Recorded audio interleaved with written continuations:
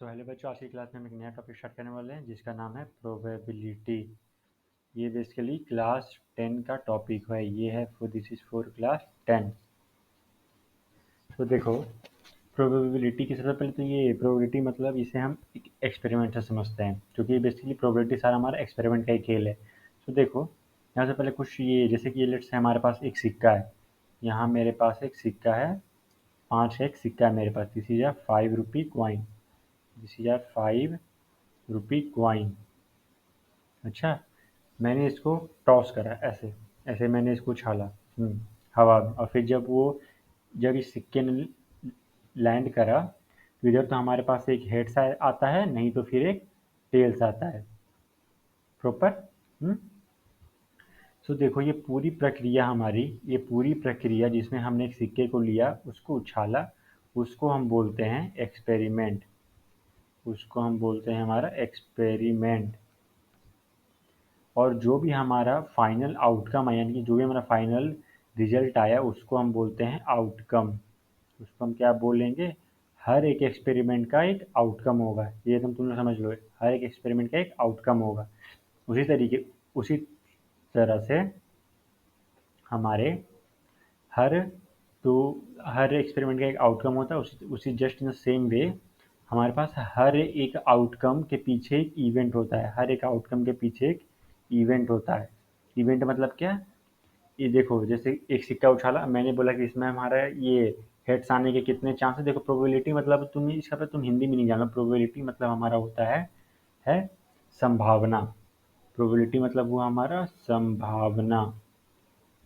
संभावना, ये इतना इंपॉर्टेंट टॉपिक क्यों है? देखो, हालांकि देखा जाए तो पूरे मैथ में सबसे ज़्यादा इंपॉर्टेंट टॉपिक हमारा प्रोबेबिलिटी ही है, संभावना। क्यों? क्योंकि बेसिकली हम ये हर जगह हम ये चेक करते हैं।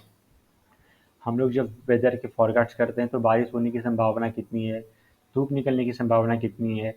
हम अगर उसी तरीके से अगर हम कोई एक्सपेरिमेंट करते हैं, जैसे कि अगर ये लेट्स से तुम लोग बोल लो कि अगर हम कोई रॉकेट लॉन्च कर रहे हैं, तो उसमें फिर रॉकेट्स के सक्सेसफुल लॉन्च होने की संभावना कितनी है, अनसक्सेसफुल होने की लॉन्च, यानी देख रहे हो, हर जगह बेसिकली हम प्रोबेबिलिटी के बारे में बात करते हैं कि यार क्या हो सकता है, कितनी संभावना है, कितना चांस है कि हम ये जीतें। तुम लोग कोई गेम खेलते हो तो उसमें भी तुम लोग प्रोबेबिलिटी बेसिकली तुम्हारा होता है, कितना चांस है कि यार मैं करूँगा तो मैं जीत जाऊँगा।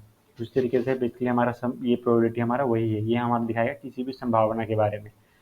और देखो, हर एक्सपेरिमेंट की जो भी आउटकम होती है, उस ये जो आउटकम, देखो एक ही एक्सपेरिमेंट के ना 50 आउटकम हो सकते हैं, डिपेंडिंग ऑन कि हमने कौन सा इवेंट चूज करें। इवेंट मतलब क्या हुआ? जैसे कि देखो, मैंने सिक्का उछाला,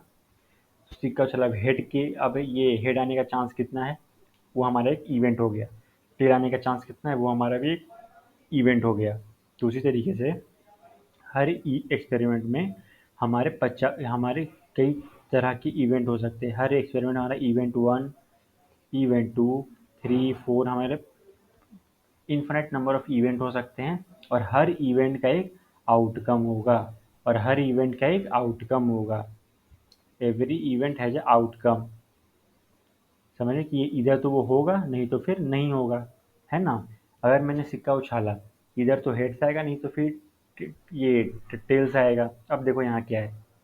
अब ऐसा भी हो सकता है कि यार भाई, वो सिक्का हमारा ये रेत में लैंड कर गया, तो फिर वो ऐसे सीधा मतलब भी खड़ा भी उस पर हो सकता है, तो पर हम उसकी बात नहीं करेंगे। हम जो प्रोबेबिलिटी का जो हमारा एरिया होगा, हम उसमें सिर्फ खुद को रिस्ट्रिक्ट करके रखेंगे, जहाँ पर हर आउटकम होने के इक्वल चांसेस हो। हर आउटकम होने के इक्वल चांस, इधर तो हेड्स आएगा, नहीं तो फिर टेल्स आएगा, दोनों होने के चांस बराबर हो। फॉर एन एग्जाम्पल तुम और समझ लो। अब जैसे कि देखो, यहाँ पे एक चीज़ और क्या चीज़ है, एक फेयर। देखो, कुछ यहाँ टर्म्स मैं पहले लिख रहा हूँ, तुम लोग पहले उसको समझ लो। पहला हमारे देखो, हमारे पास एक 5 का सिक्का है। This is our 5 rupee coin. This is our 5 rupee coin. अब देखो, ये हमारा क्या है? ये हमारा फेयर है। फेयर इन द सेंस क्या है? ये हमारा सिक्का अनबायस्ड है। This is our unbiased coin. Unbiased coin मतलब क्या हुआ? अनबायस्ड क्वाइन मतलब हुआ कि इसमें कोई भेदभाव जैसा नहीं है। जैसे कि हम इंसान लोग भेदभाव करते हैं, पर ये सिक्का हमारा भेदभाव नहीं करता है। अगर हेड्स आने का होगा हेड्स आएगा, टेल्स आने का होगा टेल्स आएगा, दोनों के इक्वल इक्वल चांसेस है। फेयर के होने का ये अनबायस्ड कैसे हम इसको बोल रहे हैं? क्योंकि ये सिक्का फेयर है। फेयर यानी क्या? सिमेट्रिकल है। Our our coin is symmetrical. यही अगर किसी ने हमारा गोल सिक्का ना लेकर कुछ इस तरह का सिक्का ले लिया, लेट्स से हमारा 5 रुपए का कॉइन का सिक्का इस तरह के शेप में है, तो क्या हम इसको बोलेंगे कि ये फेयर है? नहीं बोलेंगे। क्यों? क्योंकि यहाँ पे इसका शेप कुछ सिमेट्रिकल नहीं है। अगर मैंने इसको इस तरह से कर दिया, ये बीच से कर दिया, तो इस तरह से सिमेट्रिकल हो गया। पर ऐसा भी तो हो सकता है कि सिक्का जब गिरे तो सिक्का लाइक ये इस तरह से हमारा लैंड हो, ये जो पॉइंटर की वजह से, चूंकि ये इस एक्सिस के अराउंड ये सिमेट्रिकल नहीं है, इस एक्सिस के अराउंड सिमेट्रिकल नहीं है, तो हो सकता है कि हमारा शायद सिक्का ये नोक की वजह से कुछ इधर उधर डगमगा जाए और हमेशा हमारा हेड से ज़्यादा बढ़ा है। तो ऐसे ऐसे जो सिक्का है होगा। बेसिकली ऐसा कोई हमारा एक्सपेरिमेंट जिसमें हमारी सिमेट्री ना हो, उसको हम बोल लेंगे वो हमारा एक बायस्ड एक्सपेरिमेंट है। बायस्ड मीनिंग क्या कि वो अनफेयर है, वो एक आउटकम को ज़्यादा प्रीफर कर रहा है as compare to another outcome. तो उसको हम नहीं पढ़ेंगे। उस ऐसे ऐसी चीज़ों को हम नहीं पढ़ेंगे इस क्लास में। हम सिर्फ खुद को सिर्फ फेयर अनबायस्ड सिमेट्रिकल, जहाँ पे इक्वल, यहाँ पे हम बोलेंगे इक्वली लाइकली आउटकम्स हो, इक्वली लाइकली आउटकम्स हो। हम सिर्फ इन यहाँ तक ही खुद को रिस्ट्रिक्ट करके रखेंगे, जहाँ पर कोई भी हमारे पास, जैसे कि इसे यहाँ, जैसे कि मान लो मेरे पास यहाँ पे एक ले लिया मैंने डाइस, डाइस में एक एक डाइस हो गया। इसी तरीके से यहाँ पे दो दो डॉट हो गए, इसी तरीके से तीन हो गए, है ना। इस तरह से हमारे पास कंटिन्यूस, हमारे पास कहाँ तक होते हैं, सिक्स तक होते हैं। हमारे पास ये सिक्स तक होते हैं। तो ये डाइस हमारा क्या बोलेंगे, सारा जो डाइस है हमारा सिमेट्रिकल है। सिमेट्रिकल है क्योंकि ये पूरा स्क्वायर शेप में होता है, तो हमारा सिमेट्रिकल होगा। सिमेट्रिकल है यानी कि फेयर है, फेयर यानी कि अनबायस्ड है, इसमें कोई भी नंबर आने के इक्वल इक्वल चांसेस है। अच्छा, तो हम बेसिकली खुद को ऐसे ऐसे ही एक्सपेरिमेंट तक खुद को लिमिटेड रखेंगे। दोबारा मैं इसको रिकैप करता हूँ। एक ही एक्सपेरिमेंट में हमारे पचासों इवेंट हो सकते हैं। जैसे कि अगर मैंने एक डाई ये यानी कि वो जो हमारा वो गोटी होता है, अगर मैंने वो उस गोटी को उछाला, तो एक आए या दो आए या तीन आए या चार आए या पाँच आए या छः आए, ये सब में से किसी के भी होने के इक्वल चांसेस है। यानी कि कोई भी हमारा हो सकता है बिना किसी और को चापे। तो एक ही एक्सपेरिमेंट में हमारे पास पचासों इवेंट हो रहे हैं, यानी कि इधर तो हमारा वन भी आ सकता है या टू भी आ सकता है या थ्री भी हमारे ऊपर से हो सकता है या फोर भी हो सकता है, फाइव भी या सिक्स भी। और हर इवेंट से रिलेटेड एक आउटकम हो रहा है। वन, अगर वन ऊपर आ गया तो हम उसको वन बोलेंगे, वन हमारा आउटकम आ गया। अगर टू आया तो हम बोलेंगे टू हमारा आउटकम हो गया। तो इसी, और जब सारे आउटकम होने की इक्वल चांसेस हो तो उसको हम क्या बोलेंगे, इक्वली लाइकली आउटकम। ये तुम्हें ये सारा समझ लो, ये सारे इंपॉर्टेंट थोड़े कंसेप्ट हैं। सो एक हमारा इवेंट होता है, प्रोबेबिलिटी में हमारा एक इवेंट है, उस इवेंट के से पचासों तरह की, सॉरी, एक एक्सपेरिमेंट होता है, उस एक्सपेरिमेंट से हमारे पास पचासों तरह के इवेंट एसोसिएटेड होते हैं। अब कौन से इवेंट की होने की संभावना कितनी है, वो हम प्रोबेबिलिटी में जानेंगे।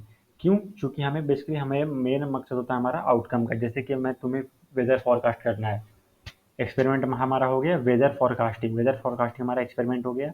अब उसमें ये कितने इवेंट हैं, सीधा सूरज निकल सकता है, या तो फिर बारिश हो सकती है, या तो फिर ठंड हो सकती है, नहीं तो फिर एकदम एकदम खतरनाक ही गर्मी हो रही है या खतरनाक ही ठंड हो रही है। तरह तरह के हमारे पास इवेंट आ गए।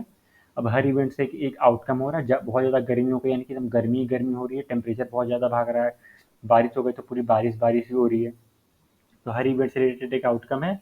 अब उस आउटकम की, यानी कि अब उस इवेंट के होने के कितने चांस हैं, और तो हैं, उसको हम जानेंगे प्रोबेबिलिटी में, संभावना में, उस इवेंट के होने की कितनी संभावना है। तो अब इससे हमें पता चलेगा कि फिर उससे आउटकम हमारा कितना होगा। लेट्स से मैंने बोला कि जिस तरह के कंडीशन है वेदर के, उसके हिसाब से संभावना है कि गर्मी होने की संभावना बहुत ज़्यादा है। ये हमारा इवेंट है, यानी कि गर्मी होने की संभावना बहुत ज़्यादा है, तो इसका आउटकम क्या होगा, कि हमारा टेम्परेचर बहुत ज़्यादा भागेगा। हमें ये ज़्यादा प्यास लगेगी तो हमें एक छाता लेके निकलना चाहिए, एक पानी की बोतल रखनी चाहिए। तो देख रहे हो, तो बेसिकली हमारी प्रोबेबिलिटी का मतलब होता है संभावना। किसी भी एक्सपेरिमेंट में जो जो भी इवेंट होते हैं, उस इवेंट कौन से इवेंट के होने के कितने चांसेस हैं, उनको हम पढ़ेंगे। और उसको हम पढ़ेंगे प्रोबेबिलिटी में। और चूंकि हर इवेंट से आउटकम होता है, इसलिए हमें उस इवेंट के होने का जानना इतना ज़रूरी है। अब देखो, यहाँ पर एक सीन और क्या होता है। एक हमारा होता है कि ये, अब आउटकम भी जो हमारे पास होता है, आउटकम आउटकम भी हमारे पास होता है क्या, बेसिकली हम, तुम लोग अपने क्लास में पढ़ोगे। एक हमारा होगा, पहला नंबर हमारे पास होगा एलिमेंट्री आउटकम, एलिमेंट्री आउटकम, दूसरा तुम्हारा होगा एक पहला तुम्हारा एलिमेंट्री आउटकम हो गया, दूसरा तुम्हारा होगा एक एक मिनट, अभी तो तुम्हारा सिर्फ यही जानो एलिमेंट्री आउटकम क्या होता है। एलिमेंट्री आउटकम बेसिकली होता है जैसे कि एक सिक्का था, 5 का सिक्का था, है ना? मैंने 5 के सिक्के को उछाला, अब उससे इधर तो हेड्स आया, नहीं तो फिर टेल्स आया। ये क्या हमारे पास हो गया? ये हमारे पास हो गया आउटकम, जर आउटकम्स। और ये जो हेड उछालने की प्रक्रिया या टेल्स उछालने की प्रक्रिया, पिछले कॉइन से उछालने की प्रक्रिया को हम क्या बोलेंगे? इवेंट। अब देखो, जब भी ये कोई इवेंट में सिर्फ, जब भी ये एक इवेंट हो रहा हो, उस इवेंट से अगर सिर्फ कोई एक ही आउटकम बार बार आए, उस इवेंट से रिलेटेड सिर्फ कोई एक ही आउटकम बार बार आए, जैसे कि मैंने सिक्का उछाला और मैंने बोला कि हेड आने के चांसेस कितने हैं, कि हेड होने के का इवेंट वो कितना है, तो उससे फाइनल आउटकम कितना आएगा? सिर्फ हेड आएगा, इधर तो हेड आएगा, नहीं तो फिर टेल्स आएगा। तो मैं ऐसे ऐसे इवेंट को बोलूँगा एलिमेंट्री आउट, ये एलिमेंट्री इवेंट जिनके एलिमेंट्री आउटकम्स होते हैं, यानी कोई एक ही आउटकम होगा, एक से ज़्यादा नहीं होगा। तो ये था हमारा एलिमेंट्री आउटकम। अब यहाँ पर एक चीज़ और तुम्हें क्या जाननी है कि देखो, ये लेट से मैंने क्या किया, मैंने एक सिक्का उछाला। देखो, मैं इसे सिक्के के इसलिए बता रहा हूँ कि चूंकि हमारा बेसिकली ये सिक्का ही, चूंकि हमारा एक वो जो मैंने बताया था कि इक्वली आउटकम होना चाहिए और फेयर होना चाहिए, अनबायस्ड होना चाहिए, तो सिक्के से भी हम समझ रहे हैं। सिक्के या तो फिर तुम वो गोटी भी ले सकते हो, लूडो का डाई। तो 5 रुपये कॉइन है। अब मैंने बोला कि उससे इधर तो हेड आ जाए। अब देखो यहाँ पे भी फॉर्मूला मैं बताना भूल गया, फॉर्मूला देख लो, फॉर्मूला क्या है प्रोबेबिलिटी का। यहाँ पे पी से प्रोबेबिलिटी हो गया, ई से हमारा इवेंट हो गया, एक्सपेरिमेंट नहीं इवेंट। तो इसको हम बोलेंगे नंबर ऑफ, ये number of event happen by total number of outcomes, by total number of outcomes. Sir एक मिनट, ये आपने क्या लिखा सर? मुझे समझ नहीं आया, देखो समझाता हूँ क्या है ये फॉर्मूला, हमें फॉर्मूला बहुत इंपॉर्टेंट है, भले सिंपल है पर बहुत इंपॉर्टेंट है। मैंने सिक्का उछाला, अच्छा, मैंने उस सिक्के को उछाला और उसमें मैंने बोला कि ना बाबू आप ये बताओ कि इसमें हेड आने के चांसेस कितने हैं। तो मैं सबसे पहले मैं क्या लिखूंगा? सबसे मैं टोटल नंबर ऑफ आउटकम्स लिख दूंगा। टोटल नंबर ऑफ आउटकम्स मेरे कितने हैं? 2। मैं 2 को नीचे लिख दूंगा, क्योंकि टोटल नंबर ऑफ आउटकम्स कितने हो सकते हैं? ये तो हेड आ सकते हैं, नहीं तो टेल्स आ सकते थे, यानी टोटल आउटकम कितने हो सकते थे? 2। तो मैंने लिख दिया 2। तो अब बोला कि आप ये बताओ हेड्स आने के कितने चांसेस कितने हैं। तो नंबर ऑफ इवेंट हैपेंड है, पूरे टाइम में हेड दो आउटकम है, हेड कितनी बार आ सकते, हेड के नंबर आने के चांसेस कितने हैं? 1। तो हम उसको लिख देंगे ऊपर 1/2, यानी कि हेड आने के चांसेस हैं 1/2। उसी तरीके से टेल्स आने के चांसेस कितने? टेल्स आने के चांसेस 1/2 है। तो ये था हमारा ये प्रोबेबिलिटी कैलकुलेट करने का फॉर्मूला। ये अगर तुम यही गोटी वाले में लगाओगे, लूडो वाले में, डाइस में, तो उसमें क्या होगा हमारा कि 1 2 3 4 5 6, ये हमारे पास क्या है? नंबर ऑफ आउटकम्स है, नंबर ऑफ आउटकम्स, यानी कि क्या हमारे पास आ सकता है, नंबर ऑफ आउटकम्स। मैंने नंबर ऑफ आउटकम्स का बोल दिया कि ये टोटल कितने होंगे हमारे पास? 6। 1 2 3 4 5 6, 6 नंबर ऑफ आउटकम्स है। मैंने बोला कि उसमें 4 आने के चांसेस कितने? 4 इसमें कितनी बार आ सकता है? 1 बार आ सकता है। मैंने लिख दिया 4/6। फिर क्या इसको इस तरह लिख सकते हैं? 2/3, ऑब्वियसली सर लिख सकते हैं।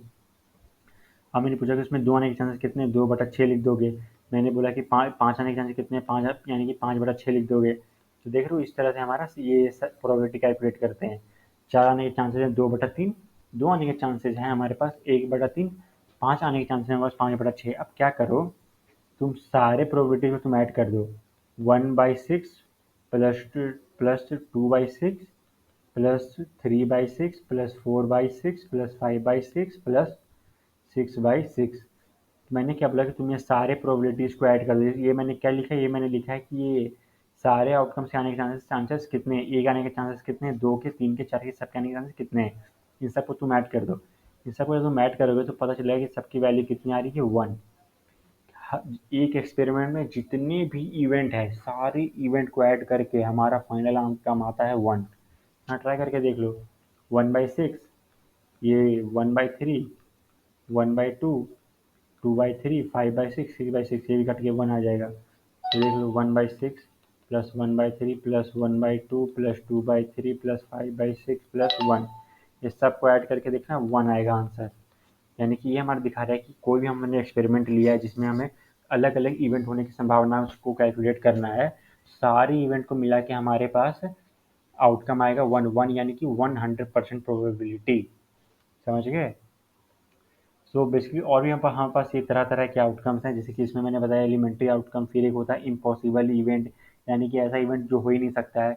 फॉर एग्जांपल अगर यहाँ पे ये डाइस है, मैंने से बोला कि बाबू तुम ये बताओ 7 आने के चांसेस कितने हैं, तो बाबू हमारा 7 तो उस पर होता ही नहीं है, तो 7 आने के चांसेस 0 हैं। 7 आने का जो इवेंट मैंने बोला है उसकी प्रोबेबिलिटी आने की 0 है, तो जिसकी भी 0 होती है प्रोबेबिलिटी उसे हम बोलते हैं इम्पॉसिबल इवेंट, वो कभी पॉसिबल ही नहीं है। ये था हमारा एक इम्पॉसिबल इवेंट। Impossible event. अच्छा, सो ये थे बेसिकली है ये प्रोबेबिलिटी से रिलेटेड कुछ ये कंसेप्ट जो, और इससे रिलेटेड हम फिर हम आगे की क्लासेस में कुछ प्रॉब्लम सॉल्व करेंगे। सो आज के लिए इतना ही बच्चों, मिलेंगे अगली क्लास में। Thank you.